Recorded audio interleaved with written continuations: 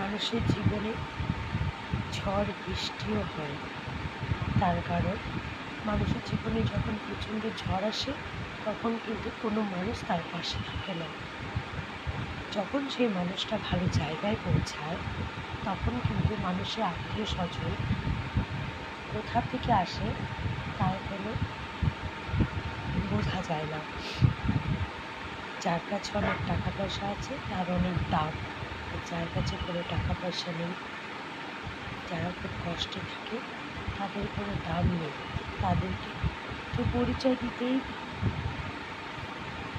পরিচয় দেয় না ঠিক মতো। সেই জন্যই বলছি মানুষের সাথে এইভাবে প্রতারণা করো না। মানুষ সবাই, কারো কাছে বেশি টাকা, কারো কাছে কম টাকা, এটাই ডিস্টেন্স। কিন্তু এই মুহূর্তগুলো সময়ে যদি তোমরা পাশে না থাকো, তোমার মানুষকে এভাবে অপমান অপদস্থ করে কখনো সরিয়ে দিও না।